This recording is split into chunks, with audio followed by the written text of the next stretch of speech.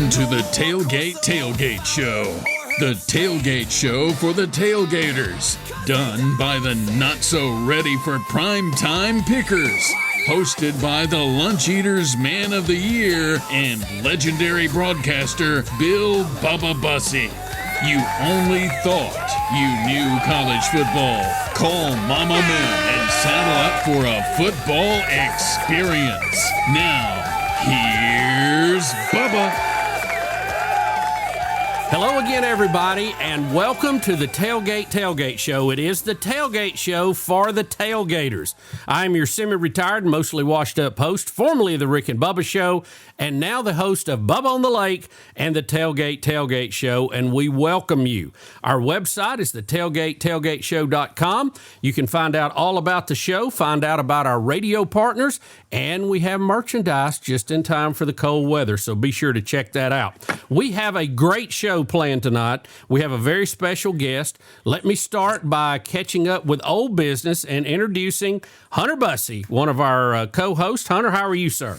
I'm great, Dad. How are you? I'm ready for another week of college football and a very interesting playoff poll to talk about because, wow, they have really screwed the pooch, I think, on this one this week, but we'll see. It is getting interesting. He's got a sore throat, but I bet he'll be able to break through. Nathan Hall. Nathan, how are you? Yeah, I'm doing good. We'll see if the voice can get me through the whole podcast. I think this is probably God's way of telling me I need to settle down a little bit when we're talking about Auburn and the Indianapolis Colts. So if I talk a little bit less today than I normally do, the listeners will understand why. Nathan, it wouldn't be the show if you wasn't screaming into the microphone. I'll be honest with you. It just wouldn't be the same. Well, real quick, let's recap week number 9. Is it week number 9? I'm showing that we're at like show 13, Hunter. Is this a misprint from on my sheet too? Probably considering the technical difficulties we've had. But I started to say that cut and paste is a little tricky. You got to get it all. So are these picks right? I see Simeon Castile. Okay, Simeon Castile was our guest last week. Me and him tied at 8-2 in the picks. Hunter and Nathan came in second, tied 7-3. I'm still leading the pack for the season at 65-22. Hunter at, or I should say Nathan at 57-30, and Hunter at 56-31. And if you go to the website, you can see the combined picks of our guest pickers also. So we got all the stats. I know you number guys, you love that stuff. But this week we have a very special guest. He was once called by Pat Dye the meanest quarterback he ever coached, Jeff Berger, former Auburn quarterback. How are you, Jeff? I'm good. A pleasure to be here. Jeff, you're such a funny guy, and I've enjoyed getting to know you better. I see that you're referring to yourself on our on the video that we can see of each other as Cheeseburger. Is that a normal nickname for you? Well, listen, when we're talking football and we're talking Auburn football, every time I get a call from one of my teammates, it's always Cheese. That was hung on me in summer camp the first summer, my freshman year. Matter of fact, Jack Crow and Jack blankety blank Crow hung that on me, and it's been there ever since. Well, that ain't all bad for a last name Burger. No, it's not. I mean, really. I mean, it's good. We all had nicknames: Big Searles, Moon Pie, Cheeseburger, Gary O, Tambo, you name it. I mean, everybody had some type of a nickname, and anyway, it's all good. Part of a brotherhood. Jeff, I've got to ask you, because being a SEC quarterback, and you won several SEC championships at Auburn, some people may call it the glory years. You always were in the headlines. You had some fisticuffs, you had some hunting trips, the NCAA, and is it strange now to see how the rules have changed, that everything is out the window? The things you were doing wouldn't even raise an eyebrow now. No, it wouldn't. And here's the deal. I mean, thank goodness we didn't have social media back in the day. Number one. Number two, Primetime promoted himself. I just didn't have to promote myself because I had too much fun off the field. You know what I mean? So other people talked about me and promoted me, and some not always in the positive, direction, but at least people still remember me one way or the other, on the field or off the field, right? Right. Now, you were just telling me that you had a little incident. And so you're still having problems, right? I mean, you limping around? I'm limping around. I am. I had a little accident in Kentucky. I've been going up there for 15, 20 years with family, and moving a deer stand had to bail out of a double ladder stand and keep it from falling on me. And I just don't drop and roll like I used to, Bubba. And I dropped, but I stuck like a yard dart. If you know what I mean. So Jeff, I'm confused. Were you trying to move the stand while you were in the stand? Well, you have to get up there and you have to unstrap it. Yeah. Okay. And when I did, it came from loose from the tree. Well, double ladder stands being top heavy and me as heavy as I am, here we go. It was coming one way or the other. My buddy, which is about half my size, was supposed to be holding the ladder, but didn't do a very good job. Did you thank him for that as you limped off? I thanked him. Like I said, we had a cooler. I stuck my ankle there and tried to recoup about 20 or 30 minutes, and then we finally moved the stand. But I've been limping ever since. But it's going to be all right. It's not broken, just sprained very bad, and we'll get over it.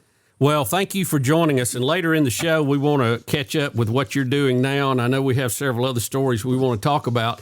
Let's look at the college football playoff. The rankings are out. Ohio State, Indiana, Texas A&M, Georgia, and Texas Tech hold the top 5. Ole Miss, Oregon, Oklahoma, Notre Dame, and Alabama finish 5 through 10. And then we have BYU and Utah. Not making the cut, Miami, Vanderbilt, USC, Georgia Tech at 9-1. I'm going to raise an eyebrow on that one. And our first question is, and I'll throw it to you, Hunter, did the committee get it right? No, they did not get it right. I don't know what they're watching, but if I remember right, and we were talking about it, when we were trying to get everything set up, Notre Dame hadn't really beat anybody. They lost to Miami, and somehow they're over Miami, and somehow they jumped Alabama. And I know Alabama just lost against Oklahoma, but again, they haven't beat anybody. They haven't really impressed me at all, and yet they're jumping, teams like they're beating top 10 teams, and they're just not. Again, it's the Notre Dame, love story that continues that, you told me about that you saw when you were a kid, and I'm seeing it now with me being in my, my late 20s. It's ridiculous. Oh, let me tell you, when it was just a voting thing, you would have teams undefeated, and until Notre Dame lost like their 5th game, they were in the top 20. I mean, I'd never seen anything like it. It was like they were just ordained to be up there the whole time. Nathan, what do you think? Did the committee get it right? Who you got a problem with? I really don't think the committee ever gets it right. And being raised on the Colts and Auburn, I'm sort of familiar with both systems, NFL and college. And in the NFL, you don't worry about opinions and things like the eye test. It's numbers. It's win your division and you're in. And college football is going to have to move to some kind of system where teams go into the season knowing this is what we have to do to get in. Miami beat Notre Dame head-to-head. They share a common opponent in NC State, and Miami beat NC State worse than Notre Dame did. But Notre Dame has they passed the eye test, as the committee says, which no one has been able to put that, quantify that to me into words, what that means. So it's confusing. And, we're getting to the point in the season where it's all going to kind of come out in the wash. But it's frustrating to watch, and I wish teams could go into the season knowing this is exactly what we have to do to put ourselves in a position to win. I mean, going undefeated would do that. But it's unfair to tell Miami, hey, you beat them head-to-head, you beat the common opponent worse than they did, and we're going to put them ahead of you because they look better or whatever the committee has said. So I always have a problem with the committee, and I'm not impressed this week either. We go to the former meanest quarterback in Auburn history, Jeff Berger. Jeff, what do you think? Did the committee get it right? I'm like everybody else. I don't think they ever get it right. I think there's so much bias to the Big Ten. They play 2 or 3 really ball games in a year's time, and if they win 1 or 2, they still stay in the top 20. I'd like to see these teams run through the SEC schedule just one time. I really would. I mean, Indiana's a good football team. I've watched them. They're explosive. They've got a lot going on up there. But play in the SEC, play A&M Georgia, play Ole Miss.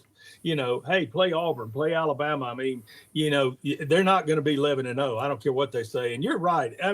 Ever since football was created and began, Notre Dame has had the I don't have a clue what it is. I mean, you call it ordained. Yeah, I mean it's ridiculous the favoritism that they get in any part of any type of voting or rankings or whatever. I don't agree with that at all. And then you've got Georgia Tech. I agree. I've watched those guys. And here's the thing: this guy, the coach that they've got that played there, he's going to use this. He's going to use this, the lack of respect that they've gotten. Yeah, they lost to NC State, but they beat some really good football teams. And just what? Here's the thing: watch what happens. Watch when they hand it to the Dogs over there in a couple of weeks, and see what kind of respect they get then, because they could beat Georgia this year. I'm with you guys. I just don't see how you set Georgia Tech at number 16 with the season they're having. They got a great coach. They're physical. I mean, it's not some kind of fluke. This is not the Georgia Tech team we used to see. And I don't know how you don't have them in it. And I'll tell you this, if I was a coach and I was a team preparing to play the first rounds of the playoff, I had much rather face BYU or Utah that's currently at 11-12 than I would Miami or Vanderbilt at 13-14. I don't even think that's even close. One of the things that's so confusing, we talk about this system like it's normal because we're so used to it. But when you look around the world, it does not matter the sport, soccer, basketball, cricket, tennis, water polo, I don't care what it is. None of them are opinion-based when it comes to matching champions and playoffs and brackets. None of it is opinion-based. It's what is your record? What do the numbers say? And then in college football, for whatever reason, we decided that we're going to get a group of people together in a smoke-filled room and decide based on legacy and tradition and ratings and who's more exciting. It makes no sense. Well, I will say this. It's better than it used to be. I'm glad we're arguing about who is number 12 and 13 and not who's number 2 and 3. So at least we have come that far. All right, guys, let's see. One other thing I wanted to ask, another question, and then we'll move to the picks. Texas A&M had the largest comeback in college football this year after really getting down to South Carolina. Does this damage your opinion of them a little bit? They're still sitting at number 3, 10-0, but does this raise an eyebrow about A&M, how good they are? Hunter, I go to you. Yeah, a little bit. There's a guy that I follow on X. His name's Brandon Walker with Barstool, one of the funniest people in the sports, world for college football at least. And he was saying, he basically showed A&M's schedule, and you look at who they've had to play in the SEC, and it's like all the bottom tier SEC teams, and this one was one of the ones that they almost messed up on. So, I mean, I think they're a good team. Every team, that's good will have a mishap game like Alabama just did this past weekend, and they lost against Florida State too. So, if they would have lost, it would have been huge. But the fact that they came back, that shows what good teams do, is come back and win those games, and those, especially in that situation. It's just kind of funny, though, at the same time, because they just gave their head coach a big raise, a big old fat raise, and talking about, oh, yeah, he's signing it today, and then goes and almost drops a game against South Carolina. I was thinking during that game, if he had not signed it, he better run in there at halftime and initial that baby. Yeah. Nathan, what do you say? Texas A&M, overrated? What do you think? Yeah, well, I still think Mike Elko deserves the raise. Yeah. This kind of comes down to perspective. So when teams that the committee doesn't care about, the Texas A&Ms, the Auburns, the Mississippi States, whoever, when they barely beat a team, it's, man, that was sloppy. That was ugly football. That was hard to watch. When Alabama or Ohio State or Notre Dame barely scrapes by a team, championship teams find a way to win. This is what championship teams do. So because it's Texas A&M, we're going to talk about it like they're overrated. They don't need to be ranked where they're at. If Ohio State had done that or Alabama had done that, it would be a media frenzy. Oh, this shows that they're even more of a championship caliber team. So it doesn't. I mean, I still like Texas A&M. They're still one of my really serious dark horse national champion contenders because they have played a tough, not really a tough SEC schedule, but an SEC schedule. Mm-hmm. And it shows that they're gritty. It shows that they are capable of winning in multiple ways. And not related to Texas A&M, but it solidifies my opinion of Shane Beamer. And I don't want to, this turn into a Shane Beamer roast, but goodness gracious. I mean, I don't know how South Carolina didn't give him his papers on the way into the locker room. Yeah, that's a tough one. Jeff Berger, what do you say? Texas A&M overrated or worth every dime? Worth every dime, no question about it. And here's the thing: I was taught years and years ago, many years ago when I played, you're going to have 2 to 3 games that you've got. I don't care how good you are. I don't care what your rankings are. You've got 2 to 3 games that you've got to win in the last 2 minutes. It might be a comeback. It might be, whatever. You're going to have to win those games either on offense or defense in the last 2 minutes of the game. And you said it, Nathan. Championship teams find a way to win. There again, it just goes to the point of what I'm saying about the SEC. With the portal, with football the way it is today, you're not going to have 2 or 3 dominant teams in the SEC or any conference. Anybody can beat anybody on a given day. Mm-hmm. Here's the stat that I want you to think about. You show me a team, and Coach Kelly talks about this constantly at Jacksonville State. You show me a team that has 0 turnovers and loses. Each week, go through that stat and show me a team, and I'll hand you a $100 bill. 0 turnovers and loses. If you look at this across the board, I'm telling you, turnovers play such a huge a role. Kennesaw State this past week, and I'm talking because I was there at the game, they turned the ball over 4 times. They had almost 600 yards of offense, and they lost. They lost by 9 points. My bottom line is good football teams take care of the football. They don't beat themselves. And we were taught we were good enough, and I think these teams we're talking about are good enough. If they don't beat themselves, guess what? They don't lose. Yeah, I agree. Well, there you have it, folks. A rundown on those stories and those questions of the week. We'll be right back and begin the picks.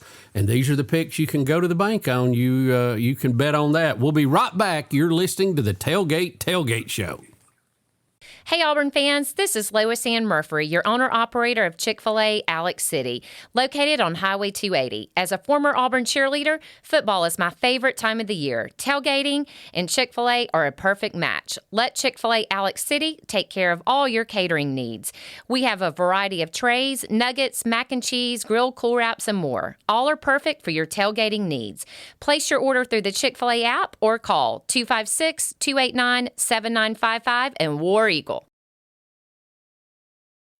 Land is more than just dirt and timber. When you manage it, you're a steward of wildlife and a caretaker for future generations. The Management Advantage was built for people like you. For over 20 years, they've shared proven knowledge from some of the nation's top land and wildlife managers. From food plots to predator control, it's education that turns passion into a lasting impact. Have the advantage on your property. Subscribe on YouTube and follow the Management Advantage on social media today. Attention business owners, print buyers, and production managers. Guaranteed Labels is here to help you focus less on your printing, labels, decals, and focus more on growing your business. Guaranteed Labels wants to be your reliable printer. Quality, on-time shipments, and stock programs set us apart. If you're needing to focus less on your printing and more on your business, trust Guaranteed Labels, 205-640-4552 or GuaranteedLabels.com. Guaranteed Labels, still sticking since 1988.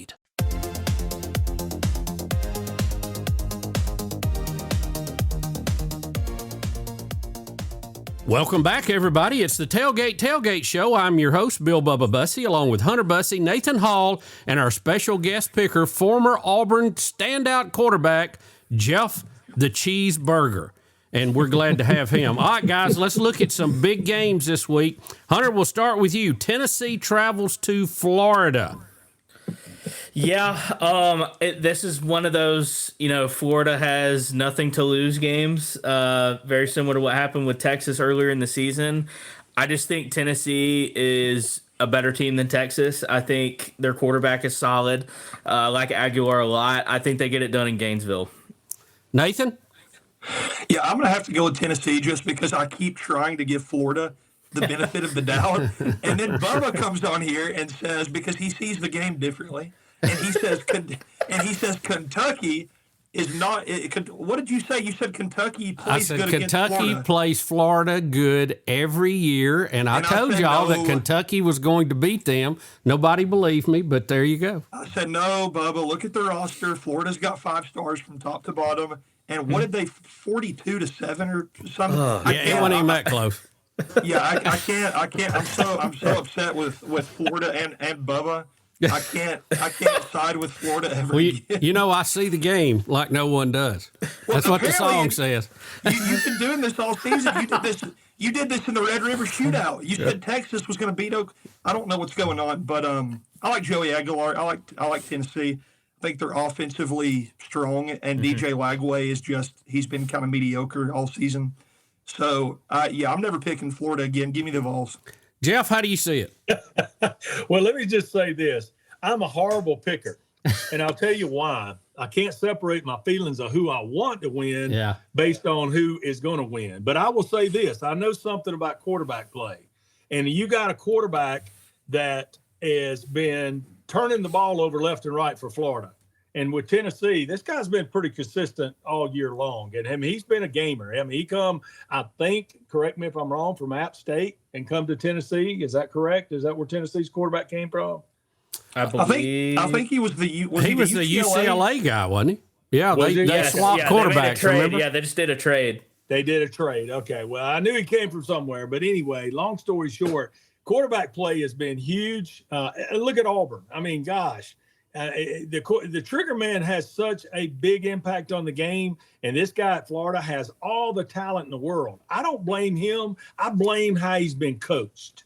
He's reckless with the ball, and I promise you put somebody in there that puts some guardrails on his thinking, his abilities, and get him to be a little bit more conservative. He's going to beat some people. He's a great, talented guy, but he's very careless with the ball. I just see Tennessee winning this game down there, which is a tough place to play, but I do see Tennessee pulling a victory. Yeah, I agree with y'all. Tennessee's a much better team right now than Florida. Florida's got a lot of potential. I think a coach that comes in there and reunites and reinvigorates that program can win very quickly, but they're certainly not there now. I see the Volunteers coming out of the swamp big winners. Speaking of the swamp, LSU will be hosting Western Kentucky. They will be in Jacksonville after this game, the week following that, playing the Gamecocks. But Western Kentucky goes to LSU, probably a fairly well, I say that. I don't know. Western Kentucky's pretty good. LSU struggling. I don't know. Hunter, what do you think? Yeah, if you look at the records, Western Kentucky's 8-2, LSU 6-4. That being said, it's LSU. The game's at 6:45 p.m. It's a night game in Death Valley.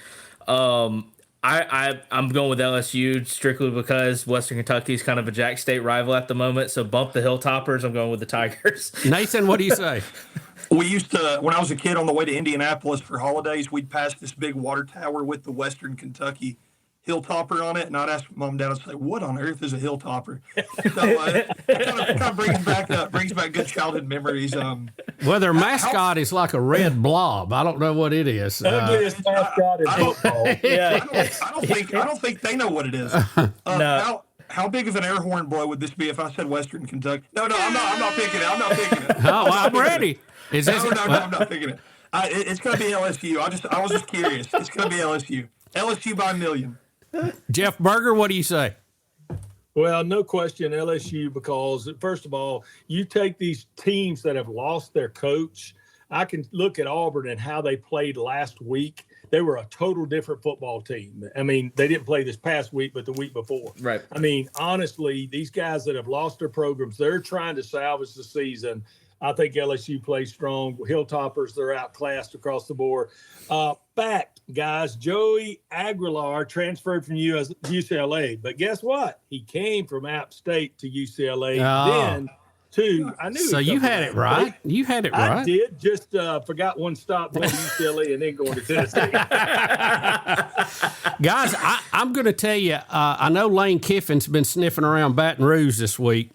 And if Lane Kiffin turns LSU down, I think there's going to be so much depression down there that this very well could be an upset. I want to touch the air horn here, but Western Kentucky is good. They're a solid football team.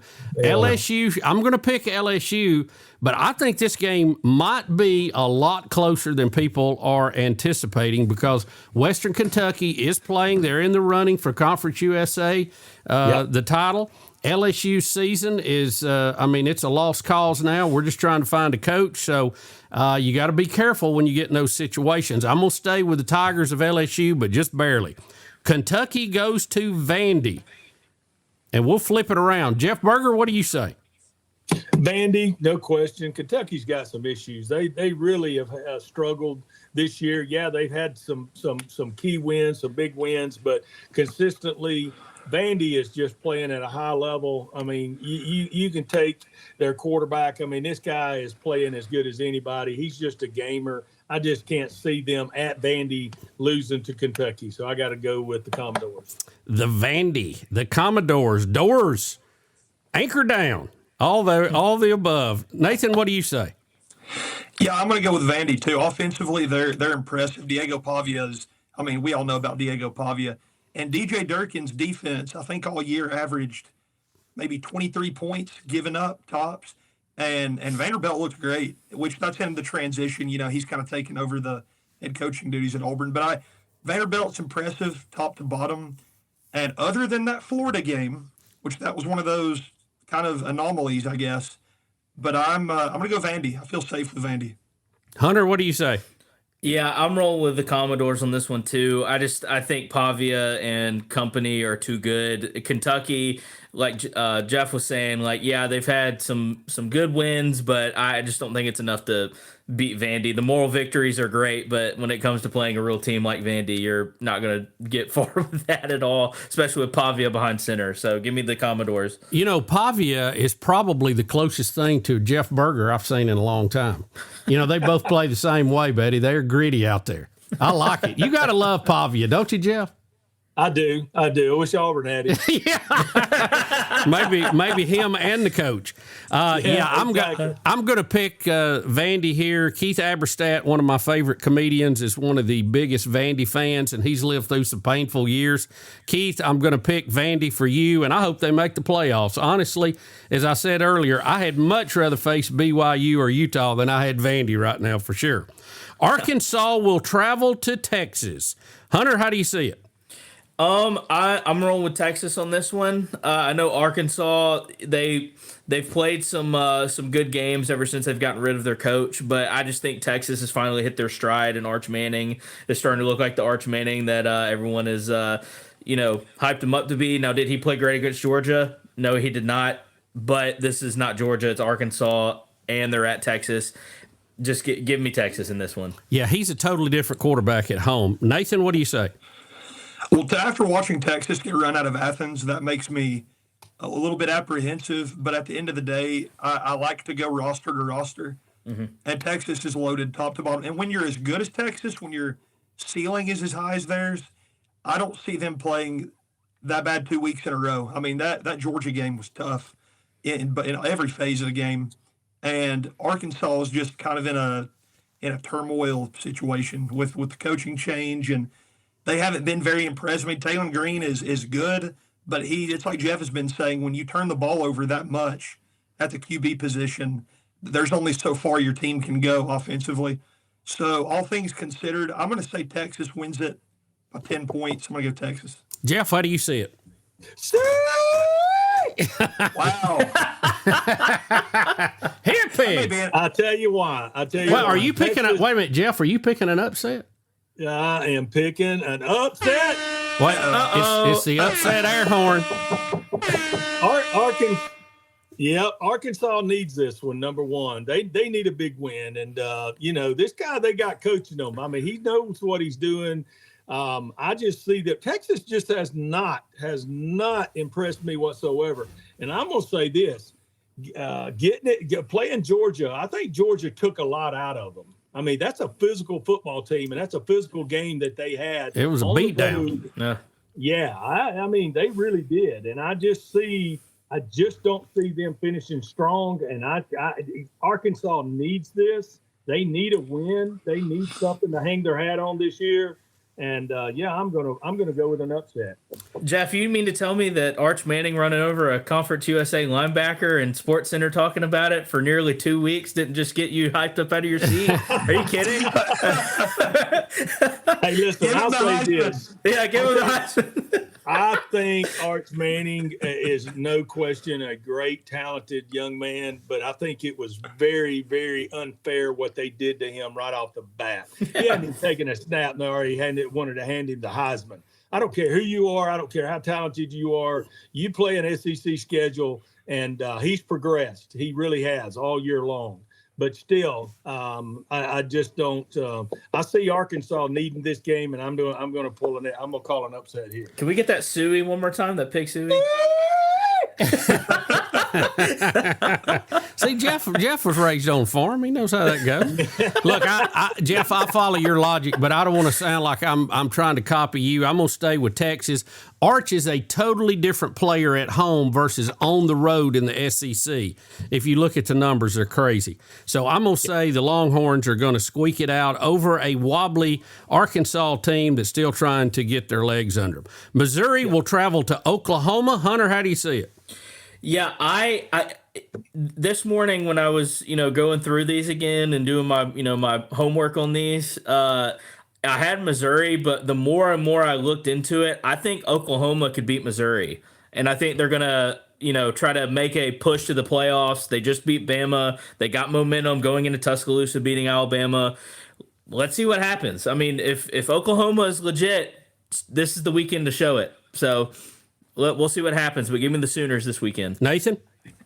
I think after Red River, Oklahoma probably mentally, even though they wouldn't say this out loud, I think they probably felt like their season was headed downhill after a game like that.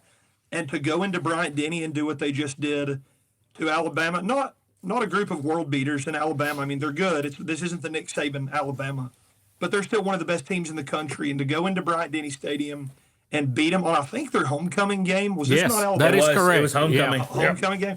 I mean, I think mentally what that does for you as a team, Oklahoma feels like everything is still right out in front of them. And as good as Bo Prabula and Missouri, hopefully I said his last name right, as good as Missouri has looked, I feel good about Oklahoma right now. I think mentally they're probably in a really great spot, and they're playing good football. Give me the Sooners. Jeff Berger, what do you say? I think the Sooners have got momentum for them to do what they did last week. And really, I look at Coach Venables. I mean, this is a season that could be really, really special for him. And he's been there before with Clemson. And I think now that he's at the head, and I'll just be honest with you, go back and look at Missouri and see how many top 10 teams they've beaten. They've had great wins and good seasons, but they don't go and beat top 10 teams very often. I mean, I'd like to know that stat. I don't know it, but that's just thinking off the top of my head. The coach has done a good job at Mizzou. I mean, they've won a lot of football games, but when it comes to really playing a good football team, especially on the road, I don't see Mizzou. I see Oklahoma's got a lot of momentum. They've got to feel good about where they are right now, and I just see them winning. I have been critical in the past of the schedule that Texas and Oklahoma played prior to being in the SEC. But if you had told me, or you'd asked me the question, what will Oklahoma's record be against Auburn and Alabama after 2 years in the SEC, I would never have guessed 4-0.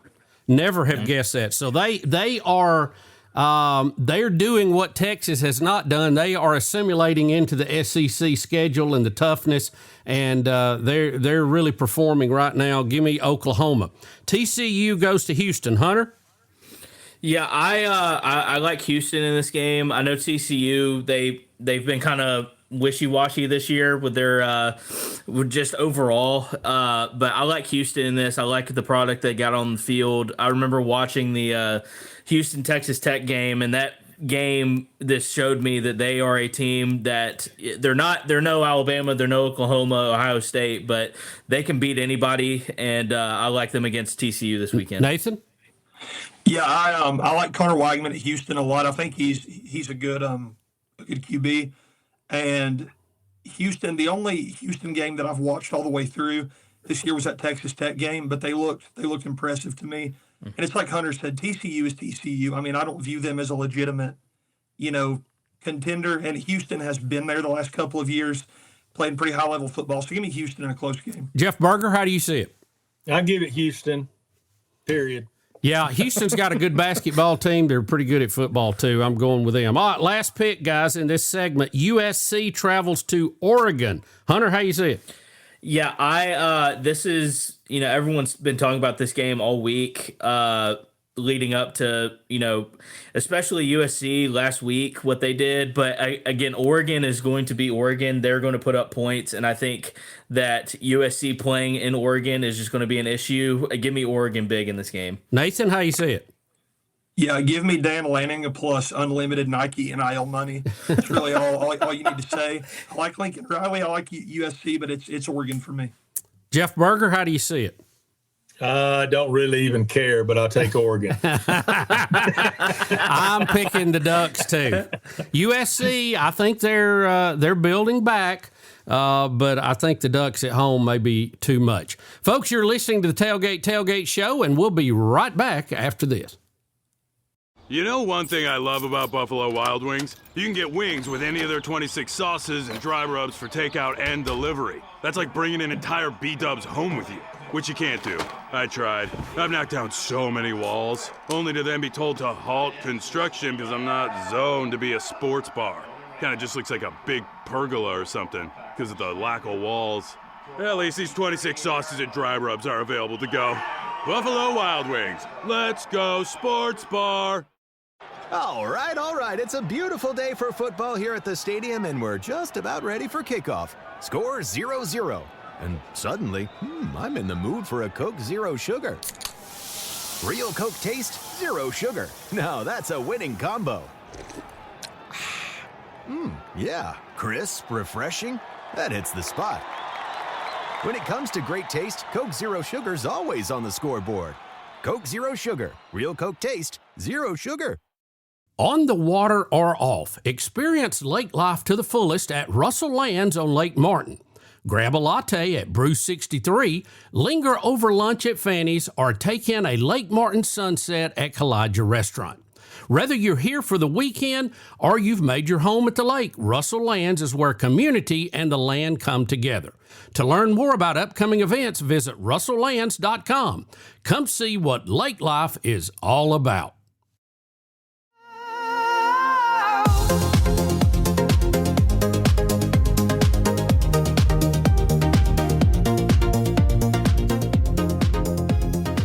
Welcome back. It is the Tailgate Tailgate Show, the tailgate show for the tailgaters. I'm Bill Bubba Bussey, Hunter Bussey, Nathan Hall join me, and special guest picker, former Auburn quarterback Jeff Berger. We're going to look at a few teams a little closer to home here in this segment. Samford has to travel to Texas A&M. Might be rough for Samford this week. Hunter, what do you say? Yeah, I have Samford in this game getting blown out by like 4 or 5 touchdowns. It's not going to be pretty. They're probably the game might not be fun, but Texas A&M might take that dog for a walk, so that might be the highlight of the game. But give me Texas A&M in this game. Nathan, how do you see it? On the bright side, Samford gets a check out of this game. Yes, I believe they will get paid. Samford has the misfortune of having to travel to College Station. This one's going to be brutal. Give me the Aggies all day. Jeff Berger, how do you see it? Same as A&M. I mean, no question. Yeah, I think they're going to try to correct and make everybody fully understand last week was a fluke. And sadly, Samford may pay the price for that. South Florida comes to UAB. I think there'll be some seats available. Jeff, how do you see that? Did you see the video, by the way, this week of the guy talking about the crowd at UAB? That was bad. bad. Talking like 1,500, and I think it was more like 150. There were more people on the field. bad. There were more people on the field than in the stands, which is sad. Sad. That's bad. So sad, so sad. But no question, South Florida having a great year, doing some great things, and UAB's really, they got their issues and troubles, and it's gonna continue this weekend. Nathan? Yeah, UAB's been in a bad spot for a while, and the fire-breathing Dragons have hurt me too many times this season. Give me South Florida. Hunter, how you say it? Yeah, considering this is the same South Florida team that went into Gainesville and beat Florida, I've got South Florida in this game. Yeah, I don't like their odds. I don't need to spend much time on this one. South Florida, and they will probably have more people on the sideline than in the stands, sadly. A much more entertaining and important game, Jack State goes to Florida International. They'll be playing in Pitbull Stadium down in Miami at South Beach. Hunter, how do you see it? This could be quite a matchup. FIU has beat Liberty and Western Kentucky, if I'm not mistaken. Yeah, I think this is going to be a knockdown dragout game. I just think if you have a running back named Cam Cook in the backfield, you're in trouble. And he should be on the list for the Heisman. Should he be in the top of the list? No, but should he be on the list? Yes, he should. He leads the nation rushing. What are we doing? I think it'll be a close game. Give me Jack State in the 305. Hipping it up, are we? Yeah. All right, Nathan, what do you say? Yeah, I agree. Hunter took the words right out of my mouth. The team that can run the ball consistently, and when you're Jack State and we've got 5 yards a carry in our back pocket, I mean, that's a valuable resource to have. Cam Cook and the Gamecocks all the way. Give me JSU. Jeff Berger, who now officially works for Jack State and helps fundraise. How do you see it? I do. Gamecocks in a close one. The one thing that I've been really impressed with is the composure of Jack State in some of these games. They've really held their own. One thing that a lot of people don't understand, man, we're playing 12 freshmen. We're playing walk-ons. It doesn't matter if you're a walk-on or if you play and can perform and are healthy and making a difference, Coach Kelly's going to get you on the field. And so the only thing is they have played well at home. They've lost very few this year at home down there in Florida International, but I just see we need this one. This is a big game, and I just see the Gamecock coming out on top in a close one. Yeah, the potential to be a trap game is there. Jack State had the big win over Kennesaw State, record crowd at home. They have Western Kentucky coming up the next week. You're on the road, but I think that Coach Kelly will have the guys focused. And Pitbull is Mr. Worldwide, but Cam Cook will be Mr. Worldwide if he can hang about 150 yards on him. So I'm going to say the Gamecocks are going to peck their way through South Beach.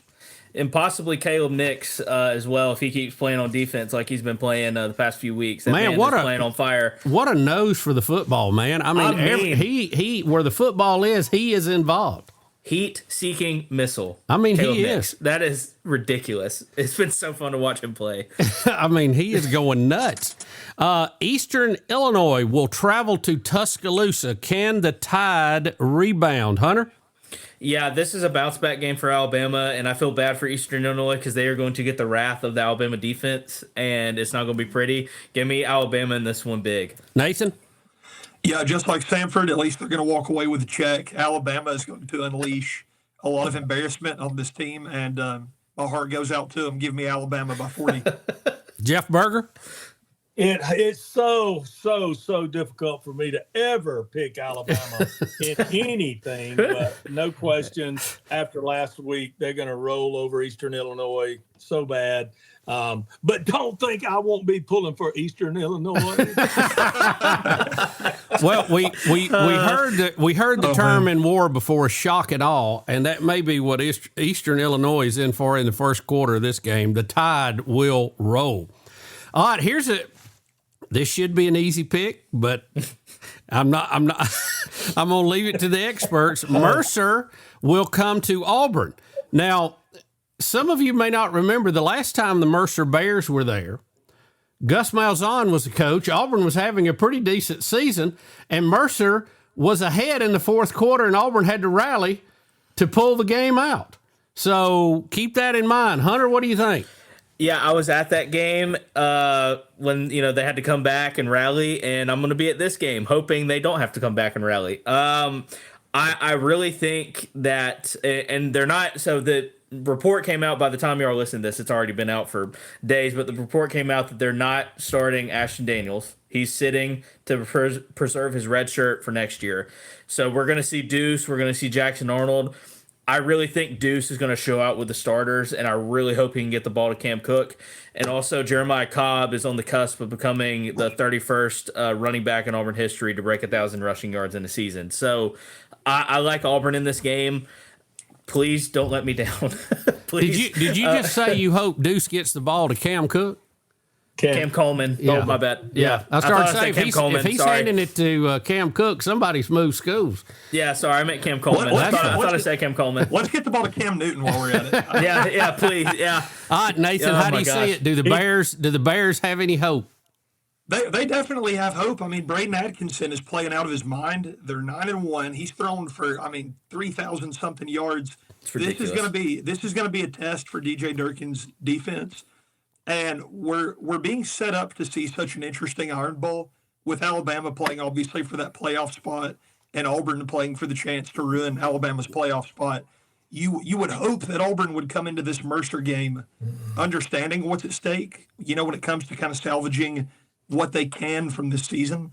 But, man, it's going to be a dogfight. I mean, Auburn better buckle their chin strap for this one because Mercer is going to come into Jordan-Hare, looking for blood, and they might find it. This is a good football team. Yeah, they're 91. They're beating somebody. Jeff, what do you say? Well, no question. I think this is a great game for Deuce Knight to make his entrance into the ranks of the SEC football. The thing about it, I think it's a smart move on DJ, number one. And I'm going to say this team. I think has a total different outlook than what we saw before, and I think they're going to win this game. There's no question about it. Now, give Mercer credit; they've had a great year. They'll come. They're not intimidated. Hadn't been in the past. They came in there, and I remember that game going, "Oh my God, are we really going to get beat by Mercer?" It didn't happen. But I do like the fact that Deuce is going to get on the field. We can really see his talents, and I like it. Instead of him getting thrown in there against an Oklahoma or Tennessee and starting out. I mean, he needs to gain some confidence, get out there on the field and enjoy himself. And I just see us winning, and our defense is still there. I mean, that's the one thing I've been really impressed. That's the only thing that's kept us in the games this year. And but I see Auburn winning. Yeah, I think Auburn will pull this out. Yet to see if the team is going to rise to the occasion for the Alabama game. We saw more offense last week. We also saw the defense kind of peter out a little bit, so we'll have to see how that goes. And we'll have more questions about Auburn coming up next segment since we have Jeff Berger here. Guys, there's the picks. You can take those to the bank. They're good, and we will be right back in just a minute. You are listening to the Tailgate Tailgate Show. Attention business owners, print buyers, and production managers. Guaranteed Labels is here to help you focus less on your printing, labels, decals, and focus more on growing your business. Guaranteed Labels wants to be your reliable printer. Quality, on-time shipments, and stock programs set us apart. If you're needing to focus less on your printing and more on your business, trust Guaranteed Labels, 205-640-4552 or GuaranteedLabels.com. Guaranteed Labels, still sticking since 1988. Land is more than just dirt and timber. When you manage it, you're a steward of wildlife and a caretaker for future generations. The management advantage was built for people like you. For over 20 years, they've shared proven knowledge from some of the nation's top land and wildlife managers. From food plots to predator control, it's education that turns passion into a lasting impact. Have the advantage on your property. Subscribe on YouTube and follow the Management Advantage on social media today. Hey Auburn fans, this is Lois Ann Murphy, your owner-operator of Chick-fil-A Alex City, located on Highway 280. As a former Auburn cheerleader, football is my favorite time of the year. Tailgating and Chick-fil-A are a perfect match. Let Chick-fil-A Alex City take care of all your catering needs. We have a variety of trays, nuggets, mac and cheese, grilled cool wraps, and more. All are perfect for your tailgating needs. Place your order through the Chick-fil-A app or call 256-289-7955 and War Eagle.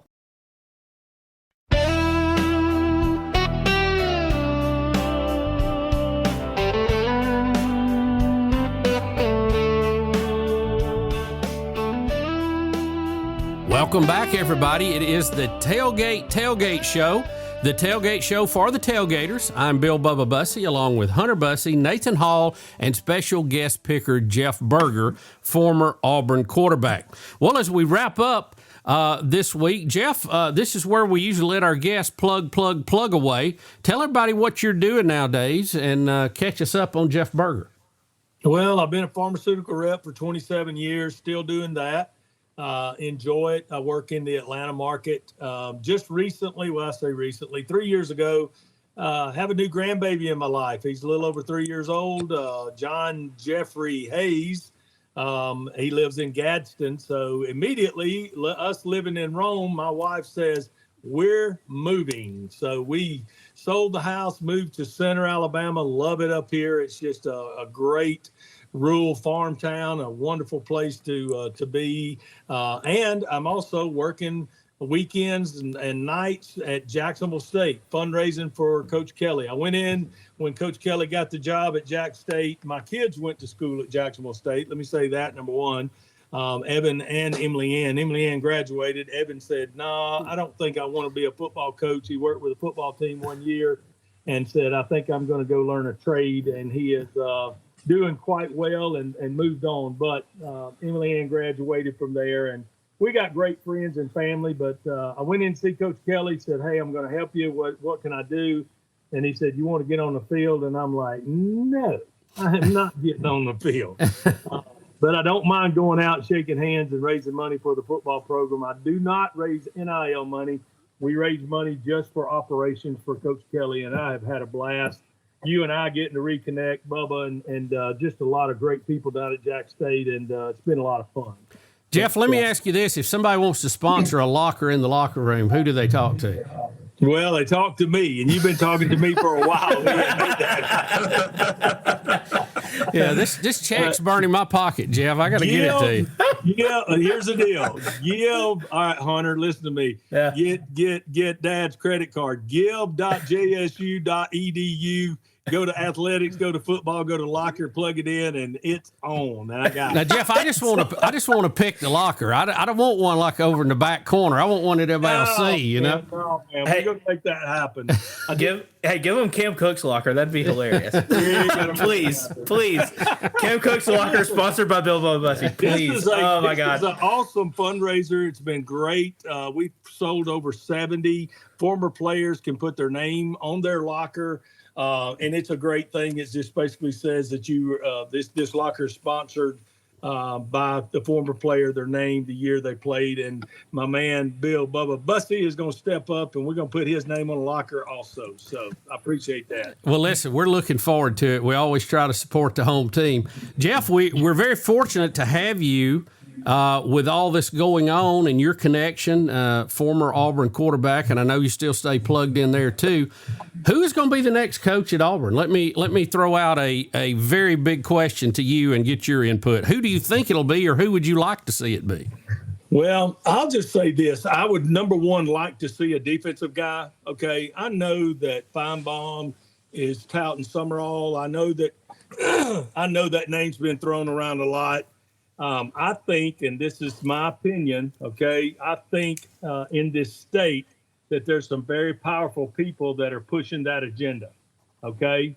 And I don't necessarily think it's coming from Auburn. I don't know who that person's going to be. I know Feinbaum's touting it, and anytime he's got a loud voice anyway, but I think there's some people across the state that like to see that happen. My thing is this: I'd love to see them give somebody like Pat Dye an opportunity. Okay, and first of all, let's take Charles Kelly off the table because Charles is doing a great job at Jacksonville State. He's got to prove himself there, number one, and he's doing that. I think he's doing a great job, but he's happy. He likes where he's at.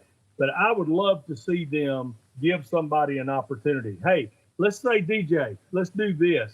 Auburn is paying so many former coaches, it's pathetic. And it's awful. 52 million, Jeff. 52 million they have handed out. But because of the bad decisions they've made. Let's do this. DJ, hey, you got a salary of $1 million. We're going to give you $500,000 for every game you win.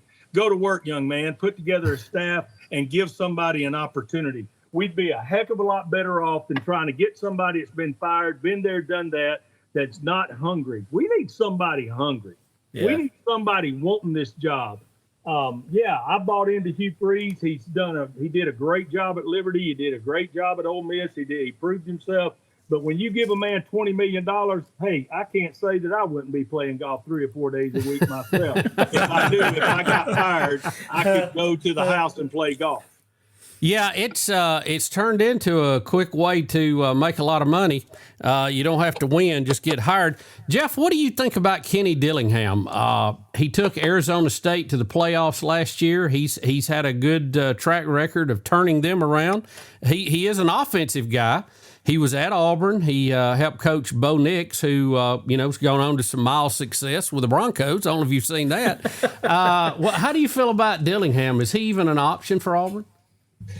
Honestly, I don't know a lot about him. I know he's a young guy. I know he's done well. He's turned that program around. You've got to have somebody. Here's the thing. You've got to have somebody that knows the SEC. You've got to have somebody that can come in and recruit. You're going up against Alabama. And look, bottom line, you can look at Lane Kiffin. You can look at Kirby. You can devote. You got to go in and compete against those guys head to head. Whoever we hire has got to be a really good recruiter, and you've got to put together a staff. So I don't know. I would like to see somebody young. I would like to see somebody that's hungry and that wants to make a name for themselves. Is what I would like to see. Forget going after a big name. Going after somebody who's been there, done that, and has failed. And I've heard Jimbo throw his name out there. Man, what in the world is he even thinking? he ain't got enough to the SEC. He's bored. Yeah, he ain't got enough time to spend all that money A&M gave him.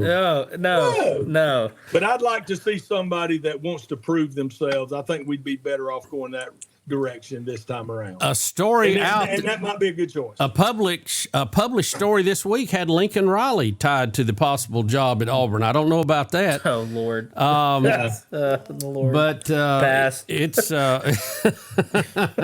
it will be interesting to see how it all plays out.